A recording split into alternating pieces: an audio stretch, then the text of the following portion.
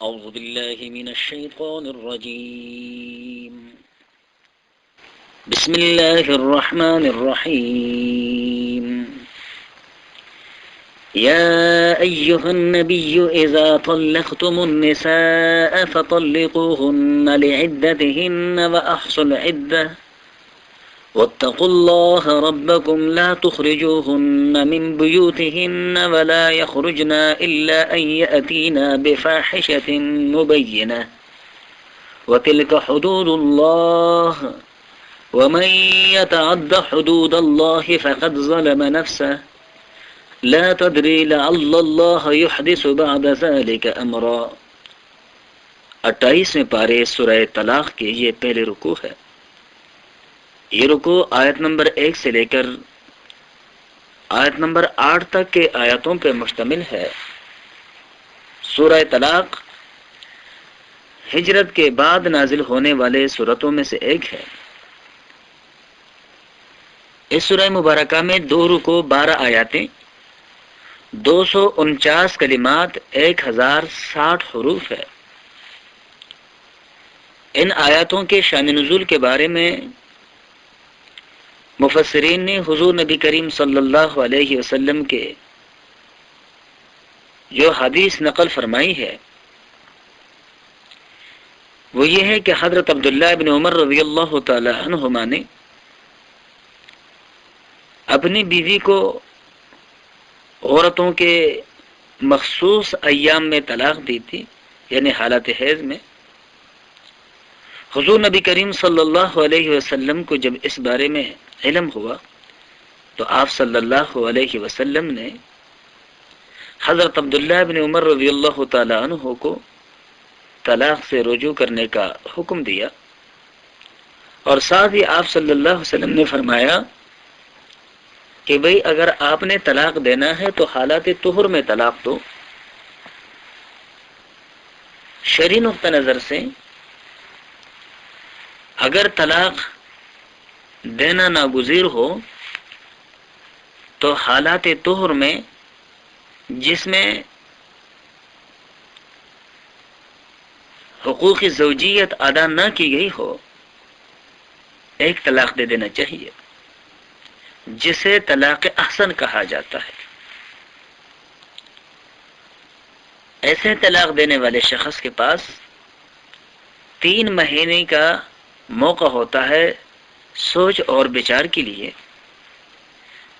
کہ اگر وہ اپنے اس فیصلے پر پیشمان ہو تو وہ 3 مہینے کے اندر اندر بغیر کسی تجدید نکاح کے اپنے اس طلاق دی ہوئی بیوی کو رکھ سکتا ہے. یہ رکھنا 2 طریقے سے ہے. اگر یہ شخص وہاں موجود ہے اور اس کی یہ متعلقہ بیوی بھی ہے تو حقوق زوجیت کی ادائیگی ہی رجوع کے لیے کافی ہے. تجدید نکاح وغیرہ کرنے کی کوئی ضرورت نہیں ہے اور نہ حلالہ کرنے کی ضرورت ہے. لیکن اگر شوہر دور ہے، کہیں اور ہے، اور بیوی کہیں اور ہے، اور ان 3 مہینوں میں ان کے آپس میں مل ملاقات ممکن نہیں ہے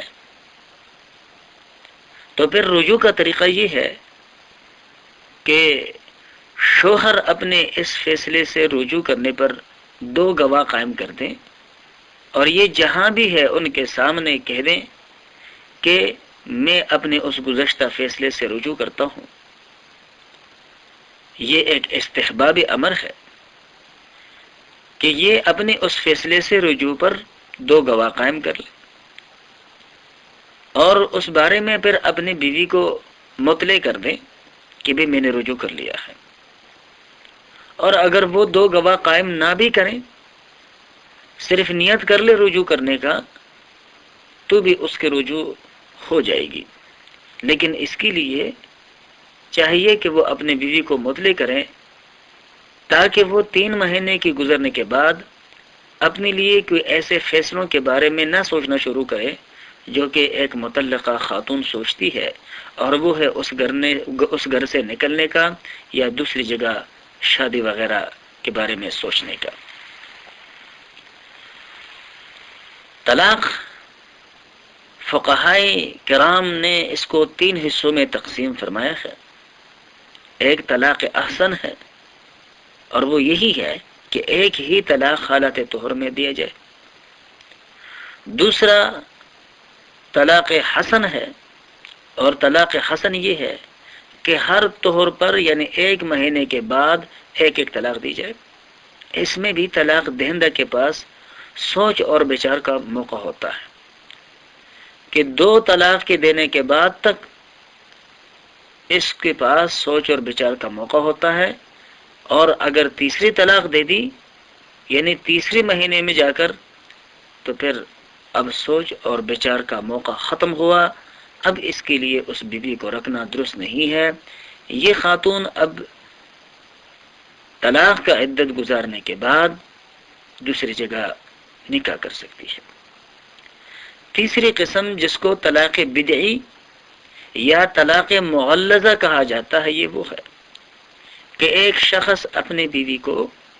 ایک مجلس میں ایک لفظ کے ساتھ 3 طلاق دے دے، یوں کہہ دے کہ جائیے میں نے تجھے 3 طلاق دے دیے، یا ایک مجلس میں 3 الفاظ کے ساتھ 3 طلاق دے دیں کہ میں تجھے طلاق دیتا ہوں، طلاق دیتا ہوں، طلاق دیتا ہوں، یا خاتون کو 3 طلاق دے دیں اس کی بیماری کے یعنی حیض کے دورانی میں، تو یہ طلاق بدعی کہلاتے ہیں، لیکن طلاق بہرحال اس سے پڑ جائے گی۔ الفقہ علی مذاہب الاربعہ میں اور دیگر فقہائے کرام نے اپنے فقہ کی کتابوں میں اس پر 4 فقہاؤ کرام کا اتفاق نقل کیا ہے۔ اس پر 4 فقہاؤں کا اتفاق ہے کہ اگر کسی شخص نے 3 طلاق ایک مجلس میں دے دیے، گو کہ یہ ناپسندیدہ ترین ہے، لیکن طلاق بہرحال پڑ جائے گی۔ اور یہ بالکل ایسے ہی ہے جیسے کہ کسی بھی گناہ شخص کا مارنا انتہائی گناہ کا کام ہے، لیکن اگر کسی نے مارا تو وہ تو مر جائے گا۔ حضور نبی کریم صلی اللہ علیہ وسلم نے اس کو ناپسند کیا ہے، لیکن اس کے باوجود طلاق پڑ جاتی ہے۔ ایک مسئلہ جو بعض جگہوں پہ مشہور ہوتا ہے وہ یہ ہے کہ بھئی اگر کسی شخص نے طلاق دی بیماری کے دورانیے میں یا طلاق دی حمل کے دورانیے میں تو طلاق نہیں ہوگی، یہ مسئلہ درست نہیں ہے۔ اصل مسئلہ یہی ہے کہ طلاق خواہ بیماری کے دورانیے میں دی جائے، طلاق خواہ حمل کے دورانیے میں دی جائے، یا ایک مجلس میں 3 طلاقیں دی جائے، طلاق بہرحال پڑ جائے گی۔ صرف یہ ہے کہ یہ ناپسندیدہ ہے، جیسے کہ حضرت عبداللہ ابن عمر رضی اللہ تعالیٰ عنہ نے جب اپنے زوجہ کو 3 طلاقیں دی حالت بیماری میں، تو اللہ کے رسول نے فرمایا کہ بے اس سے رجوع کر لو، اور یہ رجوع کرنے کا اس لیے فرمایا تھا کہ طلاق تھی تو رجوع کرنے کا فرمایا تھا، اور اگر طلاق نہ تھی نہ ہو جاتی تو پھر طلاق سے رجوع کرنے کا سوال ہی نہیں ہے۔ طلاق کے مسئلے کو سمجھنے کے لیے قرآن مجید میں اس بارے میں جو وضاحتیں ہیں اس کو ذہن میں رکھنے سے بآسانی طلاق اور اس سے متعلقہ مسائل سمجھ میں آ سکتے ہیں۔ چنانچہ سورہ بقرہ کے آیت نمبر 228 میں ارشاد باری تعالیٰ ہے، اور 229 میں کہ الطلاق مرتان، طلاق 2 ہے، فَإِمْسَاكُمْ بِمَعْرُوفٍ، یا تو پھر ان 2 طلاقوں کے بعد اس کو رو کے رکھنا ہے دستور کے مطابق اچھی طریقے سے، او تسریح بإحسان، یا اس کو اچھے طریقے سے رخصت کرنا ہے۔ ایک شخص اگر 1 طلاق دے دیں طلاق حسن، اور پھر دوسرے مہینے میں دوسرا طلاق دے دیں، تو عدت کے اندر اندر وہ رجوع کرنے کا حق محفوظ رکھتا ہے۔ سورہ بقرہ کے آیت نمبر 228 میں اللہ کا ارشاد ہے کہ والمطلقات یتربصن بانفسهن 3 قروء وبعولتهن احق بردهن في ذلك ان ارادوا اصلاحا، اور مطلقہ عورتیں طلاق کے بعد 3 حیض تک اپنے آپ کو روکے رکھیں، یعنی یہ ان کا عدت طلاق ہے۔ اس دورانیے میں وہ کسی دوسری جگہ منگنی اور نکاح وغیرہ نہیں کر سکتی، اور ان کے شوہر اس مدت میں ان کو اپنے زوجیت میں واپس لے لینے کے حقدار ہے اگر وہ اصلاح پر آمادہ ہو۔ تو پھر تجدیدی نکاح کے 2 طلاق کے بعد ضرورت نہیں رہتی عدت کے اندر اندر۔ سورہ بقرہ کے آیت نمبر 230 میں ارشاد باری تعالیٰ ہے کہ فَإِن طَلَّقَهَا فَلَا تَحِلُّ